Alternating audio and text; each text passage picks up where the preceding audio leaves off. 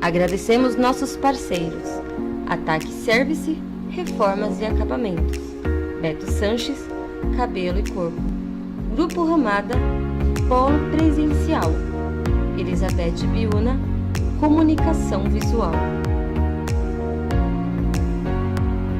Apoio Sinatem, Sindicato Nacional dos Terapeutas Naturistas.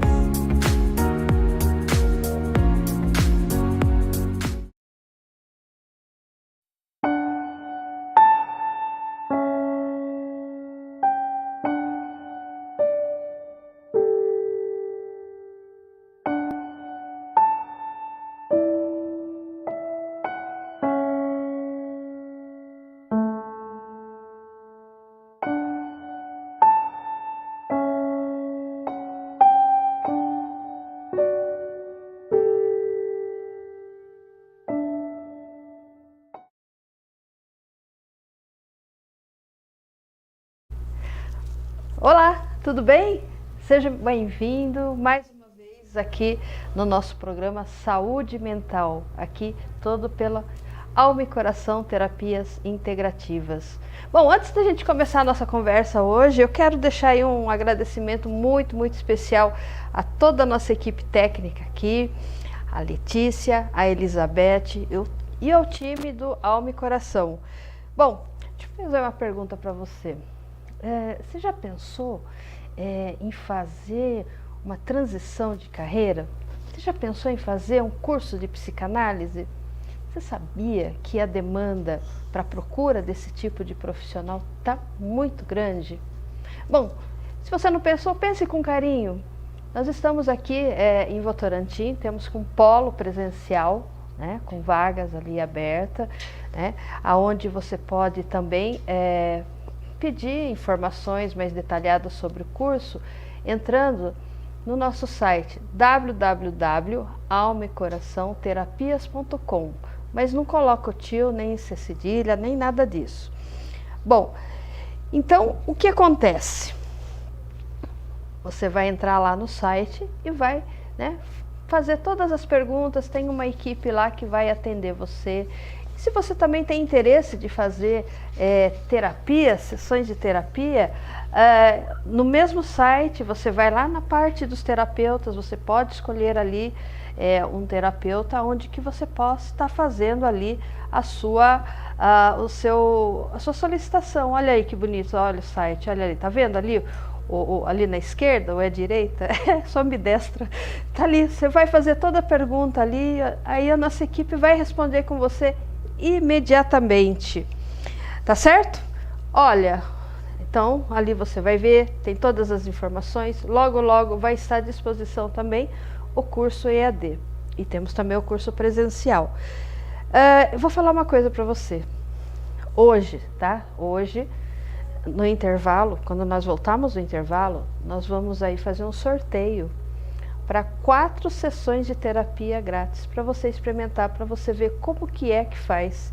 Então, participe, envie sua pergunta, deixe o seu nome, que daqui a pouquinho, quando voltarmos do intervalo, nós vamos estar sorteando essa pessoa que pode estar aí, né, fazendo a terapia e ver que não é o bicho de 7 cabeças. Terapia hoje em dia, o pessoal fala, eu não sou louca, eu não preciso. Não é questão de loucura. É você ter entendimento do que acontece com você, com as suas emoções, com os seus sentimentos. A terapia é um local ali onde você vai poder conversar, que você vai ter um apoio técnico, uma pessoa que estuda muito para isso, que vai poder estar andando ao seu lado nesse processo. Então quebra essa crença. Ninguém é louco, ninguém é nada disso, né? Vamos desconstruir isso.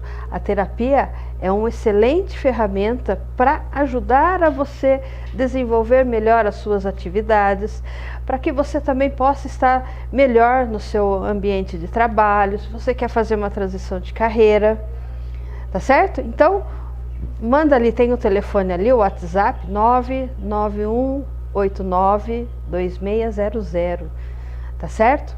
Tudo bem? Bom, hoje nós vamos falar de um assunto, né, que é muito interessante, que é visto também pela psicanálise com um olhar muito diferenciado. Então, a psicanálise não é uma coisa da atualidade, é uma coisa muito antiga. Então, nós vamos falar hoje um pouco sobre os vícios, dependência química, sobre adição. E para estar nessa conversa aqui comigo, com vocês, olha, eu trouxe uma pessoa internacional, ele veio de Jacareí, o psicanalista Alcides Santos, que ele já trabalha nessa área já há muitos anos, uns 15 anos trabalha nessa área, né? Especificamente ali na parte de adictos, de vícios. Lá na plataforma também tem ele. Ah, e um detalhe, tá? O sorteado, ele vai poder entrar na plataforma e escolher o analista que ele quiser lá para fazer esse acompanhamento, essa test drive de 4 sessões. Bom, voltando lá para o Alcides, tá certo?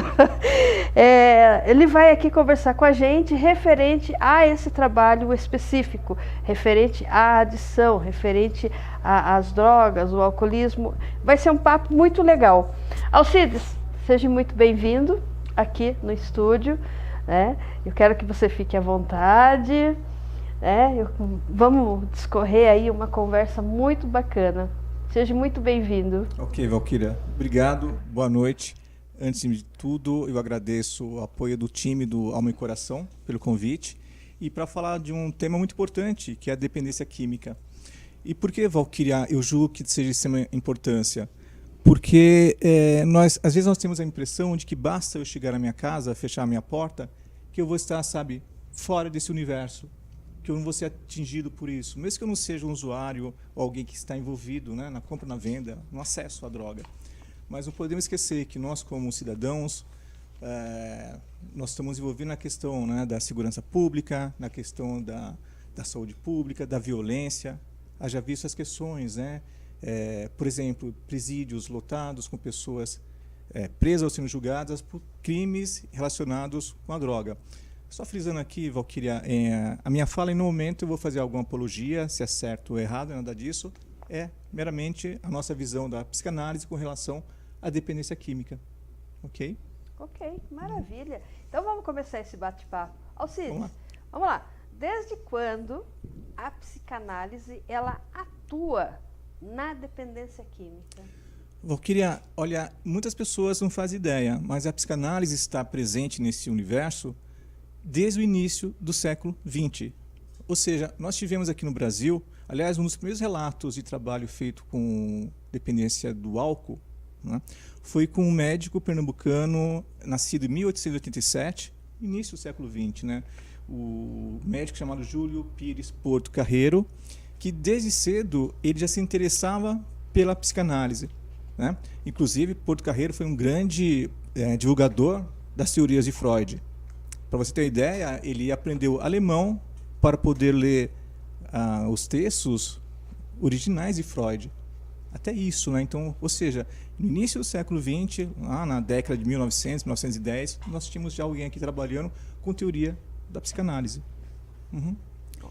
Para você ter uma ideia, Valquíria, Porto Carreiro, assim como Freud, ele via a questão do álcool, do alcoolismo, como sendo um sintoma de neurose, né?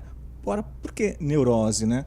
Porque assim, para Porto Carreiro, o indivíduo ele estava, quando ele pensava no álcool, né? Ele sempre via esse objeto como um instrumento de fuga, né? Fuga do quê? Fuga para ele inibir os seus impulsos eróticos. Olha isso, né? Ou seja, a questão sexual sempre envolvida, né, na psique humana. Ou seja, o álcool, naquela época, né, já era utilizada para atenuar todo esse complexo erótico, a libido das pessoas, inclusive também a questão moral e social, né? Então, Porto Carreiro, ele tinha uma pegada que eu acho interessante, que é muito Freud, né? Que ele falava assim, que ele recomendava que os adultos não fizessem uso do álcool, né? E mesmo que se fizessem, que fosse de uma forma moderada, mas principalmente que fosse evitado fazer uso do álcool, o consumo, em frente a crianças e adolescentes. Ora, isso é muito interessante, muito importante, porque uma criança e um adolescente, ao ver um adulto bebendo, né, ou tendo momentos de prazer com álcool, já iria despertar nele o interesse da bebida também. Só que nós sabemos que numa criança ou adolescente, o aparelho psíquico, né, o cérebro, não está totalmente formado, ainda não é um cérebro adulto. Então, ou seja, o consumo de álcool ou drogas em criança e adolescente corrobora para que estrague prejuízo ao aparelho cerebral, né? Então, ou seja, Porto Carreiro recomendava exatamente isso, né? Por quê? Porque é como Freud dizia, né? Vamos na raiz do problema. Ou seja, para evitar adultos terem transtornos causados por uma adição pelo álcool, devia se trabalhar já na infância, né? Para já ir coibindo esse desejo por algo que iria tamponar exatamente a sofrimento, dores, que é o que o álcool faz, né? Ou seja, o álcool estaria ali só para suavizar algumas questões que uma criança adulto não teria, uma criança e um adolescente, né, não teria condições de mensurar isso. Então, ou seja, a psicanálise, ela procura sempre resolver o assunto na raiz do problema. Nós sabemos que não adianta falar para a pessoa, olha, não beba, né? Mas, na verdade, nós temos que procurar a raiz do problema para evitar que nós venhamos a ter adultos e pessoas necessitando de apoio, né? Isso. Olha só que interessante, né? E hoje em dia a gente vê, né? É muito comum isso, os tutores, os pais, os familiares se reunindo, né? Frente das crianças, bebendo. E a criança, ela fica com vontade, né? Sim. De experimentar, fica... Né? Porque a criança, o adolescente, eles querem também participar. Eles estão ali no processo de introjeção, né? Enquanto isso, a parte do aparelho né, do cérebro neurológico, isso é muito verdade, porque a gente vê hoje em dia, a gente já constata, por exemplo, as gestantes, quando elas são viciadas no álcool ou qualquer outro tipo de droga, as crianças já nascem também viciadas. O cérebro se acostuma com aquilo, né? Fica querendo absorver aquilo, né? E há situações também que nós vemos aí, as crianças, né, com neurose, com psiconeuroses. O que seria isso, né? Que seria o quê? Fantasias, né? Que as crianças hoje em dia têm um amiguinho invisível, né? Imaginário? Um amigo imaginário, né? Os pais vão lá e punem. Então, essas fantasias, esses amiguinhos imaginários, né? Eles se semelham a muitos aspectos, né? Dessa forma, dessas reprodução dessas fantasias infantis. O adulto fantasia. Sim. Porque a criança não pode fantasiar, né? Então, umas crianças, entre aspas ali, neuróticas, né? Elas são, na sua grande maioria, aquelas que foram severamente punidas pelos seus pais ou pelos seus tutores, né? Então, que vai gerar ali uma origem psíquica completamente fora da realidade, que vai causar algum tipo de transtorno, algum tipo de sintomas, alguma dor emocional e, às vezes, né, pode levar até para um estado vegetativo. Então, e essas crianças, elas vão aí achar aonde o conforto? Na adição. Quando nós falamos de adição, ela está incluído todo tipo, né, de vício. Um vício é uma adição. Então, ela vai ter ali o quê? Uma distorção dessa realidade que ela está. Então, ela precisa de algo para quê? Para que tire ela dessa dor emocional. Sim. É isso mesmo? Sim. É isso mesmo, Passei Valquíria. no teste? Passou no teste. Passou no teste. Porque, assim, Valquíria, uma questão, né, que é importante frisar é que a fuga, né? Quando eu for falar aqui adição ou vícios, eu estou incluindo o álcool, drogas como desde a maconha, a cocaína, até os fármacos, né, que viciam também. Uhum. Né? Mas assim, o mais comum é o álcool, porque é o de mais fácil acesso, né, e o mais barato. Ou seja, mas é muito importante porque a maioria dos países tem programas, né, de combate às drogas. Né? Então, ou seja, o que nós fazemos na psicanálise é assim, nós, claro, né, os psicanalistas, assim como eu, nós não somos especialistas em cada tipo de droga, né? Na verdade, nós estamos com o nosso olhar, nossa escuta atenta ao sujeito. Claro que importa muito saber que vício que aquela pessoa tem, mas mais importante que isso é nós, psicanalistas, nos atermos ao sujeito e às suas singularidades. Então, ou seja, quando eu recebo um paciente, um analisando que vem pedir os meus serviços, meu olhar é sempre para esse sujeito, de uma forma individual, e jamais para a sua doença, né? O meu foco, o foco dos psicanalistas, é sempre no sujeito e na sua singularidade, e nunca na droga, nunca na doença em si. Okay? Alcides, às vezes aí durante o tratamento dá uma queda, acontece alguma coisa, é falta da força de vontade do paciente?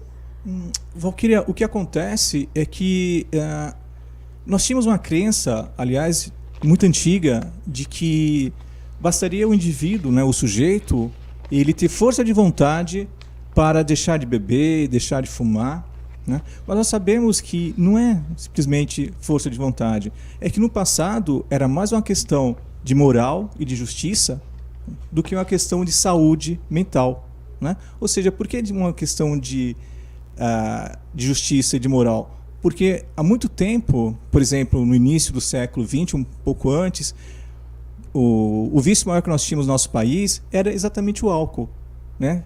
E as pessoas que eram viciadas, os alcoolistas, ou antigamente os alcoólatras, né? Essas pessoas, quando causavam dano para a sociedade ou para as famílias, elas eram simplesmente tiradas de cena. Eram postas em manicômios, casas de tratamento, ou qualquer coisa parecida, né? Por quê? Porque não tinha-se ainda esse conhecimento de que a adição é um caso de doença mental. Então, falar que é simplesmente pela força de vontade, não. Isso é mito. E qual é a função da droga na vida do sujeito? Essa é a questão mestre que nós tentamos puxar com o nosso analisando. Ou seja, né, o analisando, Valquíria, quando chega ao nosso consultório, à nossa clínica, nós temos que ter muita atenção, porque a base da psicanálise é a escuta. Nós oferecemos a nossa escuta para que esse analisando ele possa trazer todo o seu conteúdo. Que conteúdo? De sofrimento, de angústias, né? Porque esses conteúdos são tamponados por aquele período, né, onde a droga está fazendo efeito e ele passa a esquecer do seu sofrimento, das suas dores, né? Então, ou seja, é muito importante que quando nós, psicanalistas, recebemos um analisando, principalmente na primeira sessão, a escuta bem apurada, porque é comum chegar um analisando e falando assim, olha, Alcides, eu sou um alcoolista, eu sou um viciado, né? Eu sou um drogado. E já traz um laudo, já traz um rótulo. Então, não que não seja importante saber qual que é a droga que o viciou. Mas, de novo, né, o nosso olhar, a nossa escuta é no sujeito, é nas suas singularidades. Nós queremos saber o que levou esse sujeito a se viciar. Porque muitas vezes o que está escondido é exatamente essas faltas, né? Porque o sujeito que procura, né, a questão de um vício, de uma droga, ele está sempre tentando tamponar os seus vazios existenciais. Então, ou seja, a droga está ali ocupando o espaço de algo que lhe falta. Então, é exatamente isso que a psicanálise vai ajudar esse analisando a buscar que objeto é esse que fora perdido que a droga está ocupando o espaço.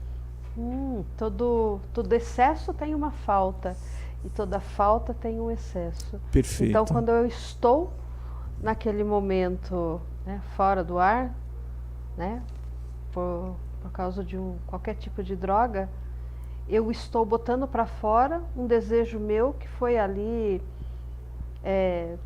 reprimido, recalcado, aquela coisa que eu queria falar, mas eu não tive coragem, eu tenho que tomar um golinho, Perfeito. Eu tenho que cheirar eu tenho que injetar para eu poder pôr para fora. Então, a função, qual seria então, o que a droga ela produz no sujeito? O que seria, além de todos esses problemas, além de deixar, né, a pessoa mais, né, Tipo assim, né, que nós estávamos conversando, né? É igual quando a pessoa assistia ali o desenho do Popeye, né? E quando ele se sentia fraco, desvalorizado, isso, ele ia lá na latinha de espinafre, apertava e comia e já ficava forte, né? Então, ele está o quê? Trazendo aquilo que está reprimindo ele, botando para fora através do espinafre, é lógico, né? Era só um desenho. Uma fantasia. Uma fantasia, né? Até metade dos anos 90, por exemplo, era muito comum se ver propaganda em tudo quanto é lugar, né? Induzindo a pessoa ao tabagismo. Via-se músicas, via-se nos carros de Fórmula 1, né? Como que se fosse uma maneira de, lógico, né, obter mais recursos financeiros para os fabricantes, levando as pessoas à adição e com que aquilo fizesse ela se sentir pertencer a um grupo de pessoas. Né? Então, se eu não sou adepta a um tabaco, a uma bebida, a alguma coisa, eu estou fora desse grupo. Né? Mas, por outro lado, tem o problema, né, o problema que causa danos à saúde. Mas, porém, a pessoa, quando ela se agarra demais a isso, ela fica fora da realidade. Isso seria um suicídio velado, Alcides? Sim, Valquíria, isso funciona como um suicídio velado, porque a droga, como objeto, ela produz a fantasia de suprir todos os desejos que estão incapacitados de serem realizados. Olha só, então, ou seja, a droga, ela vem suavizar mesmo, né? Tirar de cena aquilo que falta no sujeito. E o que é que falta? Foi isso que você falou. Por exemplo, uma pessoa que faz uso de droga, na maioria das vezes, ela está buscando nesse recurso, por exemplo, ser aceita em algum grupo. Isso acontece muito no universo dos adolescentes, por exemplo. A fase da adolescência é aquela fase que eles buscam pertencer a certos grupos. E há muitos adolescentes que também são inibidos. A droga, ela vem com essa função, desinibir. Né? Então, a pessoa, igual você falou, né? Por exemplo, você deu um exemplo que eu achei muito interessante, o exemplo do Popeye com a sua latinha, né, de espinafre. É uma fantasia. É que a droga tem esse paralelo, né? Porque uma vez que eu esteja de posse, o sobrefeito dela, sim, eu sou capaz de tudo. É a mesma. Olha só que interessante, Valquíria. Se a gente volta um pouquinho para a teoria de Freud, né, do desenvolvimento humano, onde ele traz a fase oral, que é aquela fase que o bebê, ou seja, do 0 a um ano e meio, é uma fase que o bebê ele passa a ter uma dependência total de um outro, de um objeto. Esse outro, no caso, vamos dizer a mãe, né? Por que isso? Porque na fase anterior, quando ele estava na barriga da sua mãe, se foi uma gestação saudável, tranquila, esse bebê não tinha falta, não sentia falta alguma. Mas ao nascer, ele passa a sentir, a perceber que todas as suas necessidades, aquelas básicas, dependem de um outro. Né? Ou seja, aliás, o bebê até ele acha que tem uma simbiose entre ele e a mãe. Que simbiose é essa? Com esse ser que tem o poder de atender todas as minhas necessidades. Né? Eu até lembro da minha mãe, que quando passava eu estava doente, se ela me pegasse no colo, nossa, eu já curava. Essa sensação, essa regressão infantil, a fase infantil que uma pessoa viciada tem com o elemento droga. Ela se sente protegida, amparada. Porque, de novo, a droga ela veio ocupar um espaço de uma falta. Né? Então, ou seja, toda essa sensação desinibição, ser aceito em grupos, coragem para uma entrevista, ou até mesmo para que nós possamos suportar a invasão do outro na nossa vida, o controle do outro. Né? A droga ela tem essa falsa ilusão desse poder. Então, ou seja, existe inclusive, a gente brinca um pouco, né, com nossos amigos psicanalistas, que depois você não sabe mais quem é a pessoa e quem é o objeto, quem é a droga. Né? Porque eles se introjetam. Né? Depois, é como o bebê que não vive ou tinha a impressão de que morreria na falta da mãe. De fato, morreria, né? Porque o bebê ele não faz nada sozinho. E a sensação que o alcoolista ou adicto tem é que é exatamente isso. Eu, longe do objeto droga, eu posso morrer. Eu não consigo dar conta daquele sofrimento ou da minha realidade que é tão sufocante. É esse o efeito. Então seria uma ordem mais ou menos de se afastar do sofrimento, da dor emocional. Sim, Sim, é uma fuga. Na verdade, é uma fuga, né, ou pela embriaguez, ou pela fantasia, ou pelo vício. Embriaguez, ok, nós já estamos falando, né? A fantasia é exatamente isso. A fantasia de que uma lata de espinafre vai me dar força, a fantasia de que amanhã a vida vai ser melhor, a fantasia de que minha relação vai melhorar, a fantasia de ganhar Mega Sena, ou até a fantasia de uma psicose. Aquela fantasia onde o meu mundo está tão difícil, tão destruído, que eu crio uma realidade paralela. Eu saio desse mundo de sofrimento e crio uma outra realidade, essa fantasia, né? E vícios, Valquíria, é importante, porque Freud quando trouxe isso no início do século XX, 1910, por aí, era essa questão, né? Porque assim, o que de fato está se tentando com a droga é o indivíduo se sentir completo. Por que está querendo se sentir completo? Nós não somos completos, mas uma vez na nossa vida nós fomos completos, quando nós estávamos na barriga da nossa mãe. Não nos faltava nada, desde que tenha sido uma gestação sadia, né? Mas atualmente, depois do nascimento, fica difícil encarar a vida sem os seus efeitos, né? Sem os elementos ou os eventos da castração, da privação, da frustração. Poxa, esses elementos, esses eventos, né, melhor falando, eles nos acompanham desde o início da nossa vida. Uma castração, uma frustração, uma limitação, sim, nós vamos ter que enfrentar isso, né? Mas nem todas as pessoas conseguem enfrentar de cara limpa, né? Então, ou seja, essa é a angústia que a droga, né, tem ilusoriamente o poder, a capacidade de abafar. O consumo de drogas, né, traz para esse sujeito um alívio, né? Sim. Traz um alívio imediato, livra ele de qualquer tipo de sentimento de culpa ou de responsabilidade. Ele sempre vai jogar a culpa em algo, em alguém. Ei, você tá gostando? Tá, né? A gente vai fazer um rápido intervalinho, a gente já vem já. Vamos só tomar uma aguinha aqui, tá?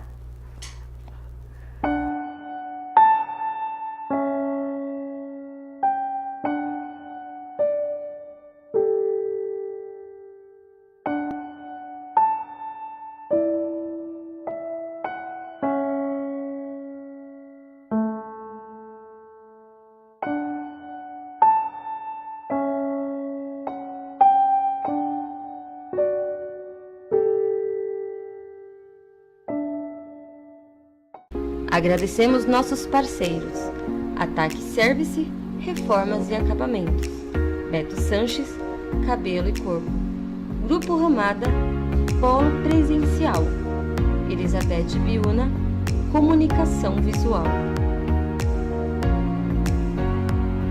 Apoio Sinatem, Sindicato Nacional dos Terapeutas Naturistas.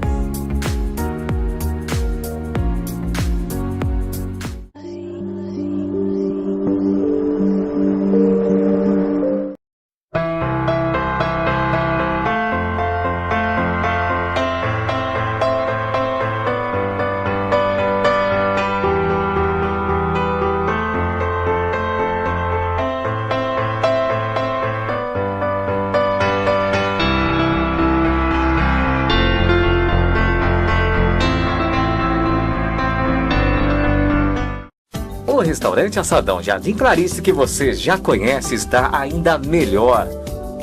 Pensa numa comida com qualidade, tempero bom, feita com amor. É coisa de outro mundo. Disque Marmitex, em domicílio, condomínios, comércio e empresas em geral. Ligue 3247-5448. Restaurante Assadão Jardim Clarice.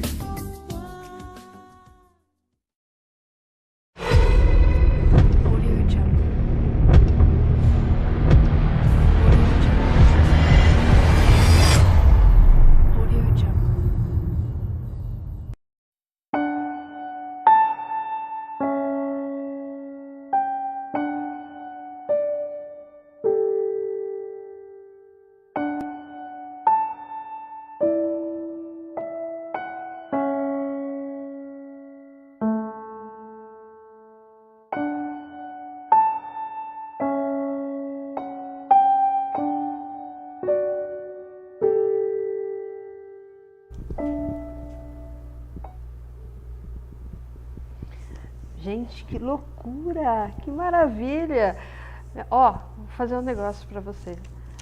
Não estão dando conta de anotar o nome das pessoas, então liga não, passa sua mensagem, seu nome, o seu bairro. Ó, o telefone que tá aí, ó, o 15 99189 2600. Se você quer saber mais sobre alma e coração, anota aí, www.almaecoraçãoterapias.com. Nós estamos também no Instagram, Alma e Coração Terapias Integrativa, Facebook, YouTube, certo? LinkedIn, tá? Estamos em todas as redes sociais. É só você ver o coraçãozinho celta ali, ó, né? Você vai lá, vai saber quem é a gente. Você vai poder entrar, vai poder navegar. Então, como está tendo muita gente se inscrevendo, até agradeço, gratidão pela audiência de vocês, eu vou fazer o sorteio no final, tá certo? Aí dá tempo de você mais com calma, mas não esqueça de pôr o seu nome, o seu bairro, tá? E depois o sorteado aqui vai para o nosso departamento administrativo, eles vão fazer contato com você, para que você entre ali na plataforma onde tem os terapias, tem até o Alcides lá, para que você possa escolher o terapeuta. Pode ser você também ou não? Ou você é café com leite? Não, pode me escolher. Eu estou na plataforma da Alma e Coração. Eu atendo não só a questão de dependência química, né, mas qualquer tema relacionado com a psicanálise.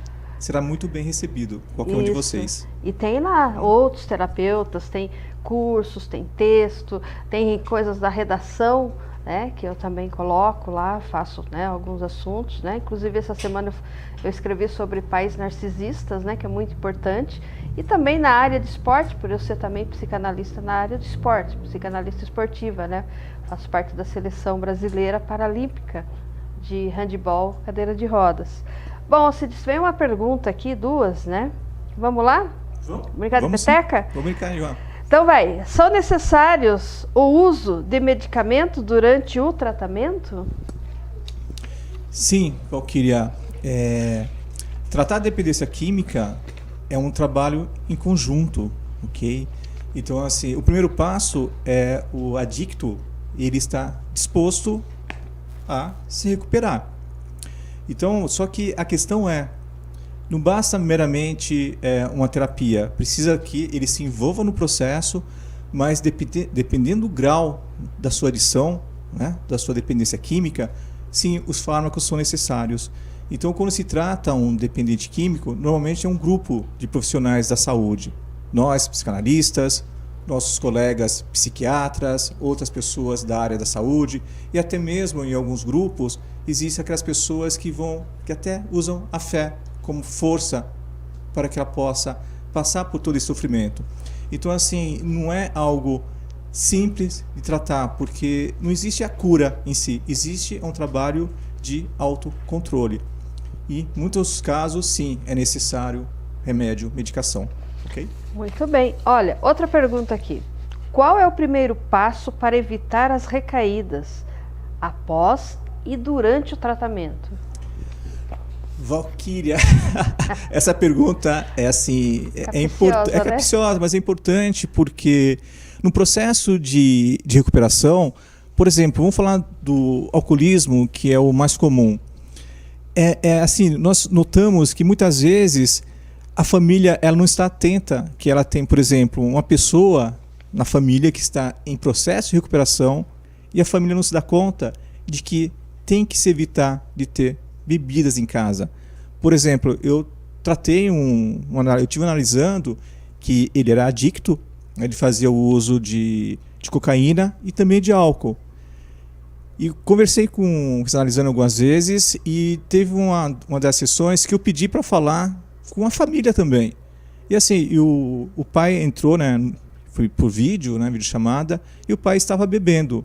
Ou seja, como que uma pessoa, né, que está em processo de recuperação, né, ela vai passar de forma tranquila se o objeto do qual ela está tentando se privar, ela está tentando se afastar, estava à disposição na casa dela, né? Então, assim, recaída, sim, acontece. Por isso que tem que ter um esforço para que se siga adiante, mesmo diante de um momento de uma recaída. Mas a família é preciso estar atenta.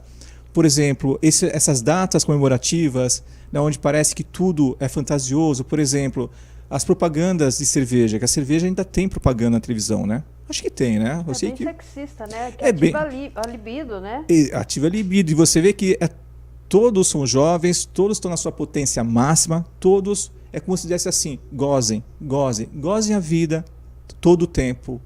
Né? Então, assim, fica difícil você tratar um adicto em recuperação se não tirar, assim, não dá, eu sei que não dá para eliminar tudo, né? Mas dentro de uma casa, principalmente, evitar bebida, por exemplo. Talvez os grupos, né, com qual essa pessoa se relacione também tem que ser evitado, porque ela está no processo de recuperação. Então a recaída, sim, é muito fácil. Quanto mais o indivíduo se afastar desse objeto que o atrai, melhor para ele. Então não existe uma cura em si, né? Se não for se não for diretamente na origem daquilo que gerou essa fuga para a adição. Essa fuga para também, vamos dizer hoje, vícios, por exemplo, jogos de azar, internet, jogos virtuais. Sim. Né? Tá aumentando muito o índice, né? Os casos de adolescentes extremamente viciados no virtual. Essa adrenalina que é feita de uma forma desnecessária vai mantendo o vício no cérebro. O cérebro sempre vai pedindo mais, né? E essa adrenalina, ela é criada, ela é fabricada ali nos intestinos, né? Junto ali com outros também neurotransmissores, né? No intestino não, no fígado, né? A adrenalina. Então, começa aos poucos causar um certo tipo de problema ali naquele órgão, porque ele só está produzindo adrenalina e mandando para o cérebro, e o cérebro querendo mais, né? É uma fuga, poderíamos considerar que é uma fuga. Onde que está a origem disso? Onde que a gente, psicanalista, a gente investiga isso, Alcides? Vou criar. A questão é a seguinte, né? Já em 1915, aqui eu volto de novo para Freud, ele nos trouxe que a cura meramente pela abstinência não traria resultado. Sim, isso é comprovado. De fato, nós temos que ir na origem do problema que causou a fuga para o vício. Então, ou seja, de novo, é na singularidade de cada indivíduo. Né? O que a droga representa na vida daquela pessoa? Né? Por que ele se viciou? Porque algumas pessoas, por exemplo, se viciam mais, outras menos. É a mesma questão que nós pensamos assim, né?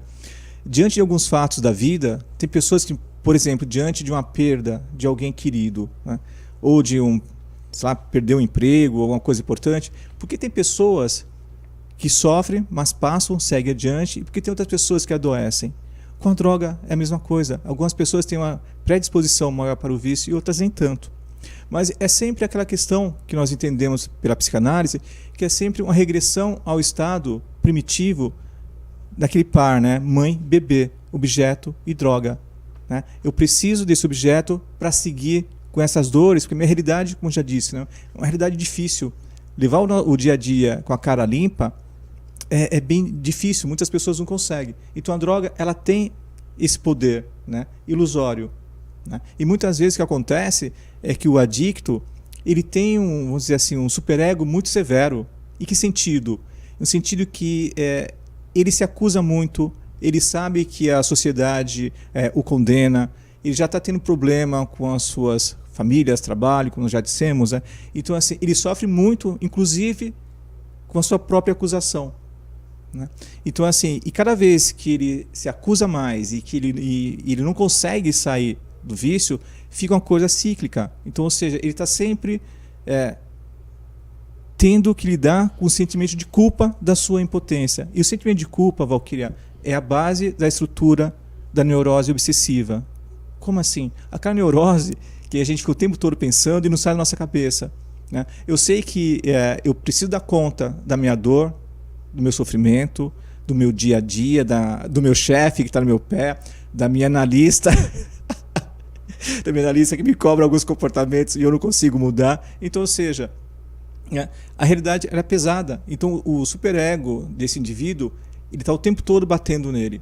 Então, a droga, ela vem ali, sabe, para suavizar o ego. Né? É o mecanismo de defesa trazido por Freud. Né? Aliás, tem uma fala de Freud que eu gosto muito, que dizia assim, né, que é impossível enfrentar a realidade o tempo todo sem o uso de algum tipo de mecanismo de defesa. O nosso ego, para não ser destruído, para não ser machucado, ele faz uso desses mecanismos. Nós já falamos quais, né? Embriaguez, fantasia, vícios, igual você disse. Nossa, isso é o que também está chamando muita atenção. Aliás, o vício com jogos online, Valquíria, foi recentemente inserido no DSM-5. Né? O DSM-5 é aquele manual de estatístico de transtornos e doenças mentais. Ou seja, o vício em jogos online está assim, algo que está alarmando muito a psiquiatria, e nós trabalhamos com doenças mentais. Né? Por quê? Olha, tem pessoas que passam dias meramente jogando. Essas pessoas muitas vezes não vão ao banheiro, não vão se alimentar. Ou seja, chega-se à exaustão. Então, ou seja, vício, e de novo. Agora, por que essa pessoa está se viciando? De novo, Valquíria, aquela frase que nós usamos muito na psicanálise, né? Tem um excesso. Todo excesso está escondendo uma falta.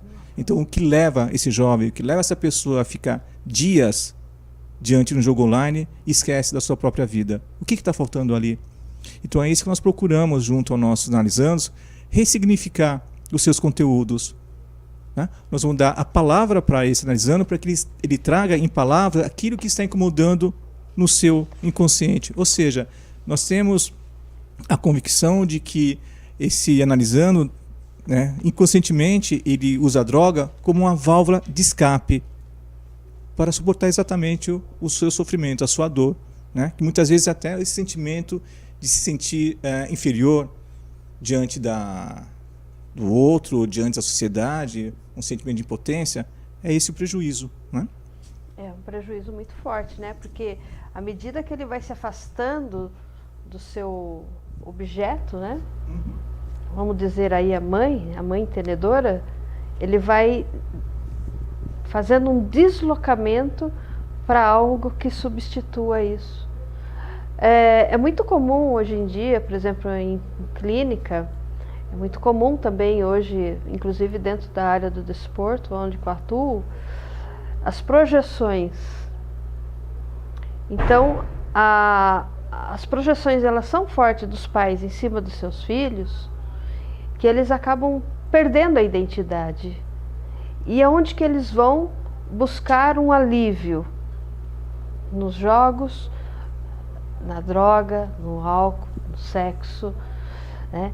Então, esse deslocamento... Agora, assim, por exemplo, lá atrás, as famílias, né, que tinham uma grande quantidade de filhos, né, vem um, vem outro, né, uma fábrica de produção, né, não dá nem tempo da criança fazer esse desmame.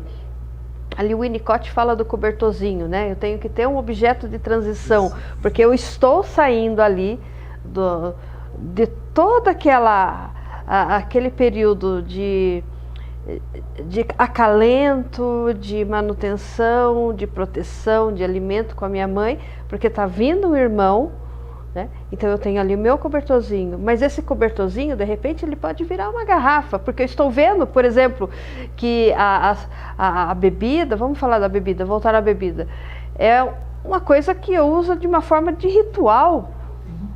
Né? Você usa, você vê, por exemplo, em qualquer lugar existe um ritual, né, da bebida. Eu vou beber porque está frio, eu vou beber porque eu estou quente, eu vou beber porque estou nervosa. É sempre uma desculpa daquela sua angústia que está ali, martelando, batendo na sua cabeça. Né? Bom, eu não trabalhei, eu trabalhei uma vez só numa casa de como que fala? De adição, né? De recuperação de pessoas, né? Foi uma coisa muito breve, né? Mas você que está atuando nisso já faz alguns anos, é dentro a busca desse objeto perdido? Seria isso? Sim, Valquíria, é sempre a busca de um objeto que fora perdido. E assim, a questão é que na nossa psique, esse objeto perdido foi exatamente aquela época que eu comentei lá atrás, né? Que assim, na fase oral, né, a criança, foi ali que ela percebeu que alguma coisa passou a faltar. E jamais esse objeto será recuperado. Né? Que objeto é esse? Era aquele estado de simbiose com a mãe, aquela relação, sabe, que um depende do outro, um está ali para servir o outro. Então, ou seja, esse objeto fora perdido e não tem objeto a ser recuperado. Isso é metaforicamente falando. Né? Então, o que acontece é que essas pessoas precisam buscar, né, ou perceber que existem outros objetos, outros elementos que podem também trazer essa sensação de prazer, ou uma sensação de acolhimento que não seja meramente pela droga. E exatamente esse é o trabalho da psicanálise, é mostrar para esse analisando, trazendo do seu inconsciente esses conteúdos e que ele possa colocar em palavras, em atos, aquilo que ele faz com o uso da droga. Ou seja, essas dores, essa falta que ele só sabe representar bebendo, fumando, cheirando, ele vai representar em palavras. Qual que é teu sofrimento? Qual que é a tua dor? Né? O que te falta? É interessante, uma vez falaram assim para mim. Mas Valquíria, tudo está na criança. Tudo é a criança. Né? Você não consegue falar outra coisa? Que tudo que está acontecendo agora é por causa da criança. Eu falei, claro, uma árvore não nasce de cima para baixo. Ela tem as suas raízes, assim como nós temos as nossas raízes familiares. Então, está sim.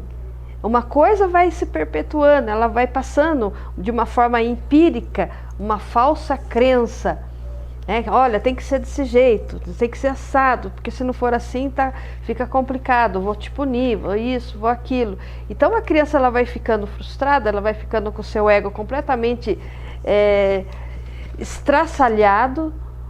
Ela vai começar a mostrar algum tipo de agressividade, ela vai começar a mostrar algum tipo, despontar alguma parte narcisista dela com os amiguinhos, agressão, isso e aquilo.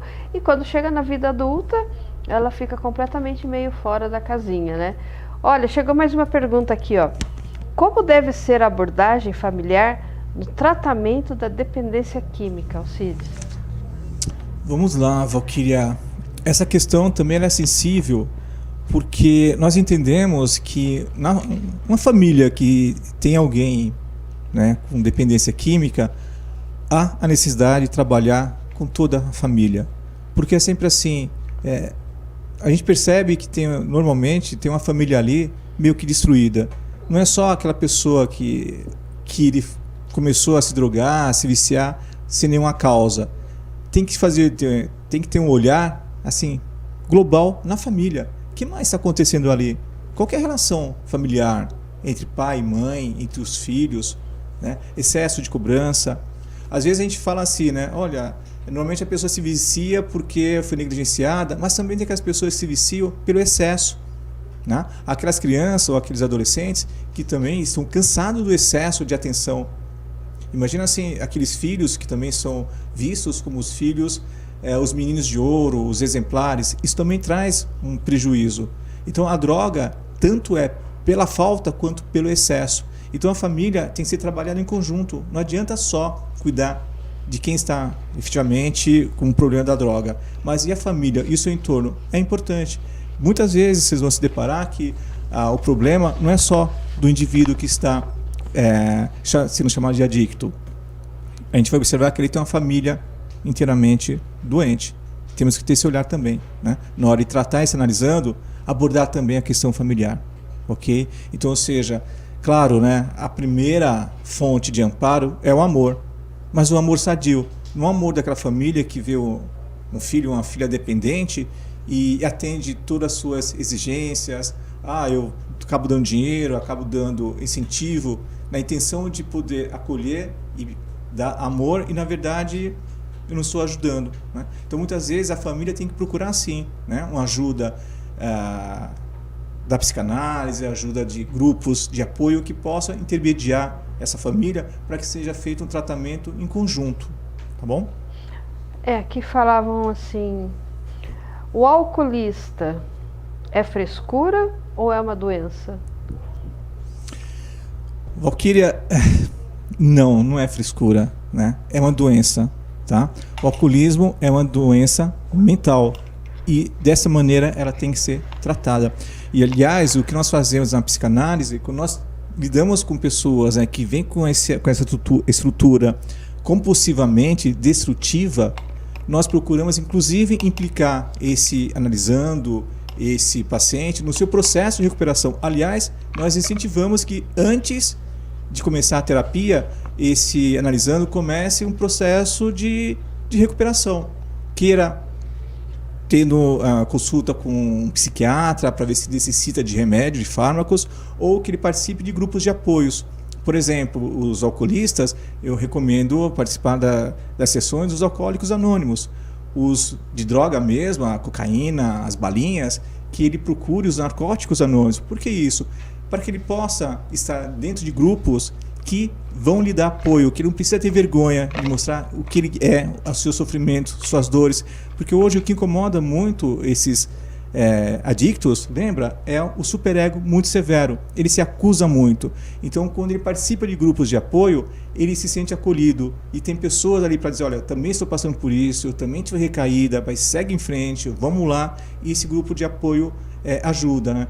Isso é importante porque senão, se o psicanalista ele não implica o analisando nesse processo, ele pode de uma maneira, sabe, até inocente, dar a entender a esse analisando e que a terapia por si só, como mágica, vai lhe trazer a recuperação. Não, ele tem que estar implicado no seu processo de recuperação, que exatamente dará a essa pessoa, a esse adicto, a responsabilidade pela sua recuperação, a responsabilidade inclusive pelas suas escolhas.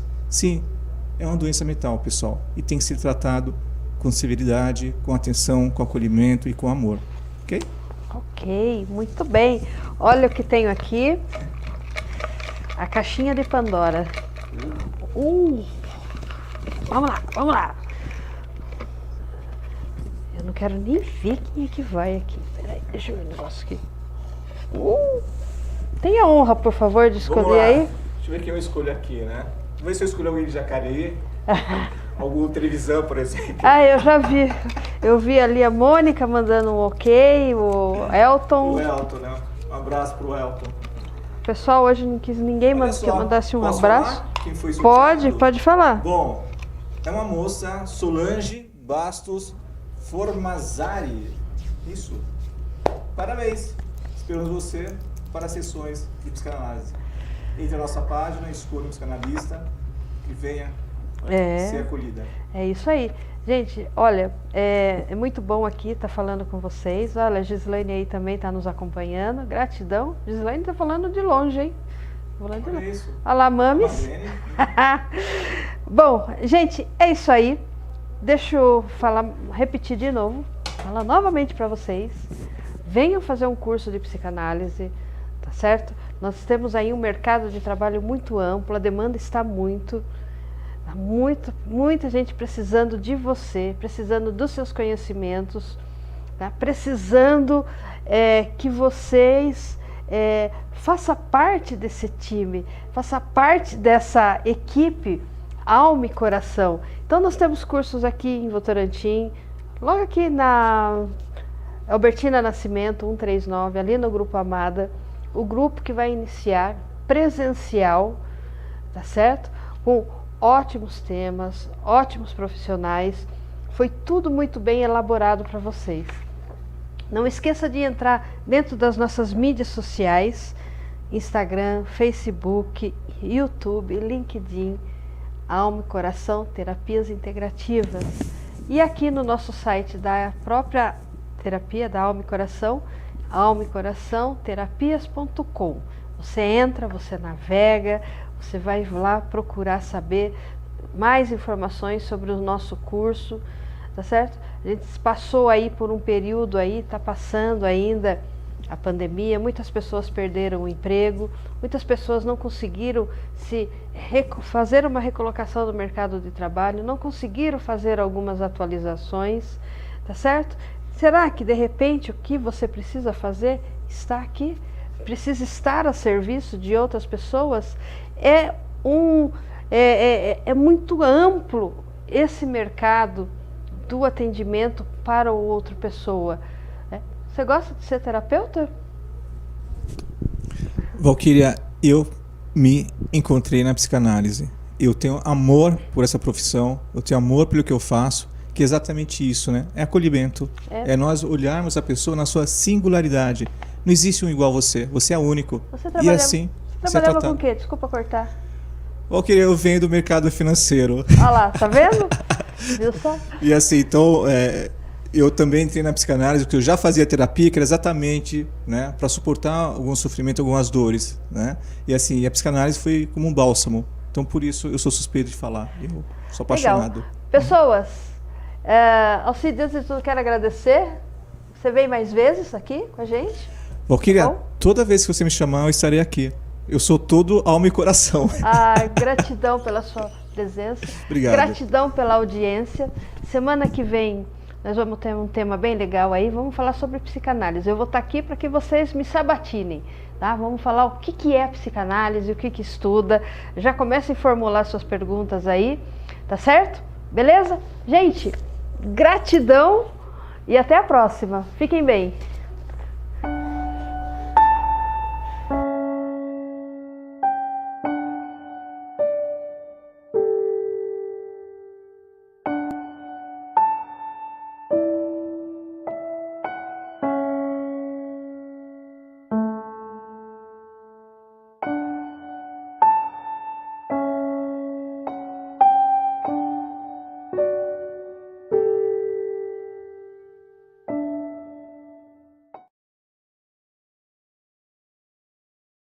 Agradecemos nossos parceiros: Ataque Service, Reformas e Acabamentos, Beto Sanches, Cabelo e Corpo, Grupo Ramada, Polo Presencial, Elizabeth Biuna, Comunicação Visual. Apoio Sinatem, Sindicato Nacional dos Terapeutas Naturistas.